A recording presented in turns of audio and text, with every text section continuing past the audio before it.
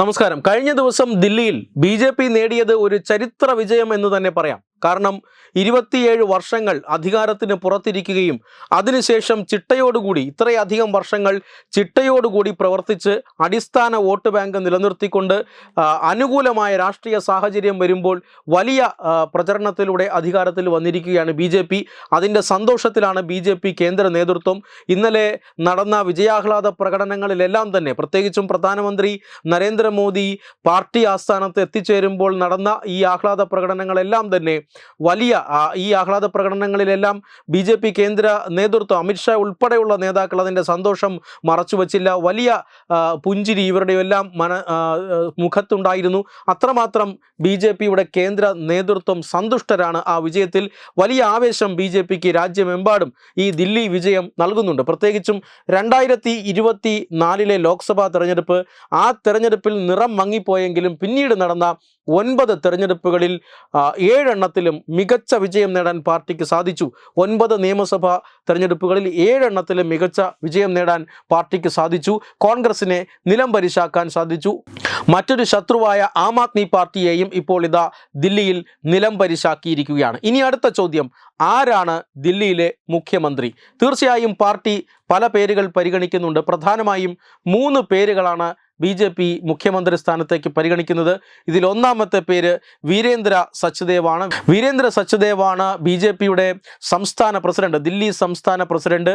അതുകൊണ്ട് തന്നെ അദ്ദേഹത്തിന് ഒരു പരിഗണന ലഭിക്കുന്നുണ്ട്. മുഖ്യമന്ത്രി സ്ഥാനത്തേക്ക് അദ്ദേഹത്തിൻ്റെ പേരും പരിഗണിക്കുന്നുണ്ട്. കാരണം ഈ തെരഞ്ഞെടുപ്പിൽ ഒരു വലിയ തെരഞ്ഞെടുപ്പായിരുന്നു നടന്നത്. ആം ആദ്മി പാർട്ടിയെ തോൽപ്പിക്കുക, കഴിഞ്ഞ 2 തവണ മൃഗീയ ഭൂരിപക്ഷത്തിൽ അധികാരത്തിൽ വന്ന ആം ആദ്മി പാർട്ടിയെ തോൽപ്പിച്ച് ബി.ജെ.പിയെ തിരികെ കൊണ്ടുവരിക അധികാരത്തിലേക്ക് എന്ന ദൗത്യം, അത് ശ്രമകരമാണ്, അത് ലളിതമല്ല.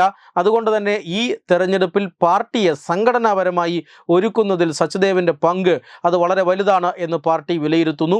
രണ്ടാമതായി മുഖ്യമന്ത്രി സ്ഥാനത്തേക്ക് പരിഗണിക്കുന്നത് വിജേന്ദർ ഗുപ്തയാണ്. വിജേന്ദർ ഗുപ്ത കഴിഞ്ഞ മന്ത്രിസഭയിൽ അല്ലെങ്കിൽ കഴിഞ്ഞ നിയമസഭയിൽ പ്രതിപക്ഷ നേതാവായിരുന്നു.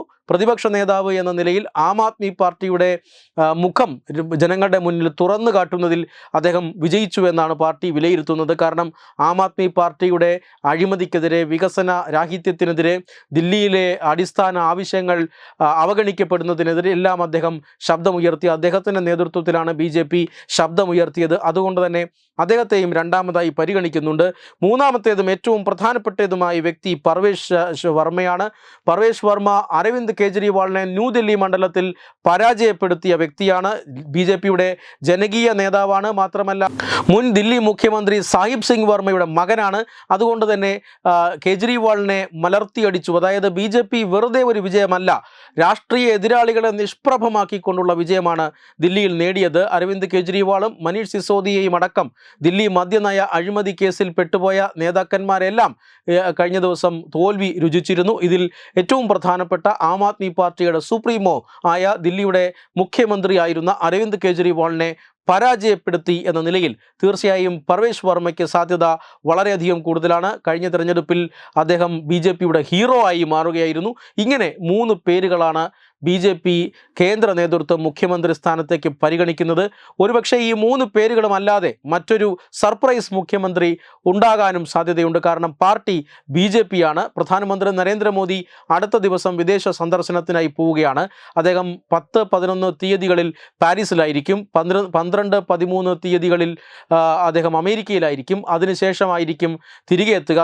അദ്ദേഹം 13-ന് തിരികെ വന്നതിന് ശേഷമുള്ള ഒരു ദിവസം സത്യപ്രതിജ്ഞ നടക്കും എന്നാണ് അറിയാൻ സാധിക്കുന്നത്. 15-ാം തീയതി ആകാനാണ് ഏറ്റവും കൂടുതൽ സാധ്യത. കാരണം പ്രധാനമന്ത്രി നാളെ തിരിക്കുകയാണ്. അതുകൊണ്ട് തന്നെ അതിനു മുമ്പ് ഇക്കാര്യത്തിൽ ഒരു ഏകദേശ ധാരണ വരുത്തേണ്ടതുണ്ട്. അതിനുശേഷം അദ്ദേഹം തിരികെ വന്നതിന് ശേഷമായിരിക്കും ദില്ലിയിലെ പാർലമെൻ്ററി പാർട്ടി യോഗം നടക്കുക. ആ പാർലമെൻ്ററി പാർട്ടി യോഗത്തിലായിരിക്കും മുഖ്യമന്ത്രിയെ പ്രഖ്യാപിക്കപ്പെടുക. അതുവരെ ആരായിരിക്കും മുഖ്യമന്ത്രി എന്നുള്ളതിനെ സംബന്ധിച്ച ഒരു ക്ലൂവും കിട്ടുകയില്ല എന്നുള്ളതാണ്. പ്രധാനമായും ചർച്ച ചെയ്യപ്പെടുന്നത് ഈ 3 പേരുകളാണ്. തീർച്ചയായും ഒരു സർപ്രൈസ് മുഖ്യമന്ത്രി വരാനുള്ള സാധ്യതയുമുണ്ട്. സ്മൃതി ഇറാനിയെ പോലെയുള്ള ആളുകളെയും ബി.ജെ.പി. മുഖ്യമന്ത്രി സ്ഥാനത്തേക്ക് പരിഗണിക്കുന്നു എന്നും വാർത്തകളുണ്ട്. എന്തായാലും ബി.ജെ.പിയുടെ ദില്ലിയിലെ പാർലമെൻ്ററി പാർട്ടി യോഗത്തിൽ പാർട്ടി തന്നെ ഈ മുഖ്യമന്ത്രിയെ പ്രഖ്യാപിക്കുന്നത്. അതായത് MLA-മാർ തിരഞ്ഞെടുക്കുകയാണ്. MLA-മാരാണ് മുഖ്യമന്ത്രിയെ തിരഞ്ഞെടുക്കേണ്ടത്. അതുകൊണ്ട് തന്നെ MLA-മാരുടെ അംഗീകാരം കിട്ടിയതിന് ശേഷം മാത്രമേ ഈ പേര് പ്രഖ്യാപിക്കൂ എന്നത് BJP-യുടെ ഒരു പ്രഖ്യാപിത നിലപാടാണ്. അതുകൊണ്ട് തന്നെ ആ ദിവസം വരെ ദില്ലി മുഖ്യമന്ത്രി ആര് എന്ന ചോദ്യത്തിൻ്റെ ഉത്തരത്തിനായി കാത്തിരിക്കേണ്ടി വരും. Web desk Tatvamayi news. Edubix online executive education. Focus physiotherapy centre Pattom. Unnat engineering Gujarat. തീർത്ഥയാത്ര.com. Iron build Gujarat.